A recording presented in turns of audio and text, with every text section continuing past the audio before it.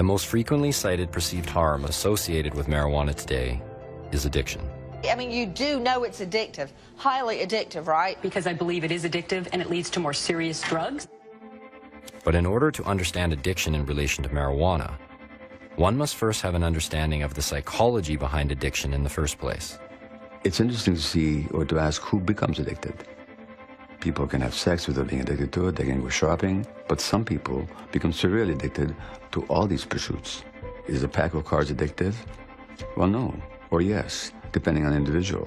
So it's the same process no matter what the addiction is. The only difference is that the substance addict is getting the dopamine from an outside substance, whereas the behavior addict is having it triggered from the particular behavior. If I speak to a group of 100 people or 1,000 people and I ask, well, how many of you have addiction issues to any substance? A number of people put their hand up and I say, what did it do for you? Not what was bad about it, we already know that, but what did it do for you? What was positive in your experience with it? Well, it gave me a sense of peace. It gave me pain relief. It made me feel more connected. It made me more confident. I could speak now and interact with other people. In other words, the addict is just after wanting to be a normal human being. And the real question is what keeps them from having those qualities in their lives and what happened to them? And so that the addiction should be seen not as the problem, although it is a problem, but it's not the problem, it's the addict's attempt to solve a problem in the first place. The adverse childhood experiences studies done in California looked at conditions such as physical, sexual, and emotional abuse in the child's life, the loss of a parent through death, or a rancorous divorce, or a parent being jailed, or mental illness in the parent, or addiction in the parent, or violence in the family.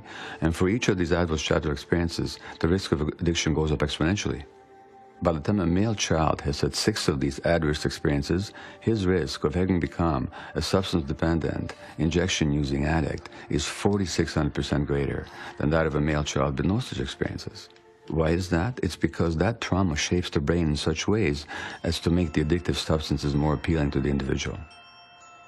That trauma also gives that person the pain that they will try to then escape from or to soothe through the addictive behaviors.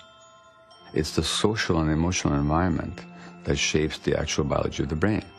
So if you understand somebody's addiction, you have to look at what created pain in their lives.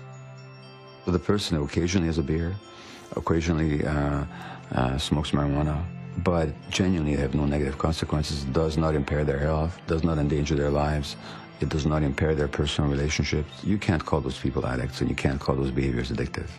So that we have to make a real distinction between the use of substances and the addiction to substances. Which then brings us to the war on drugs. Basically, the war on drugs is being waged against people that were abused and traumatized in children and have mental health problems. There's enough punishment in there, in the negative consequences of the addiction, that we don't have to add punishment onto that.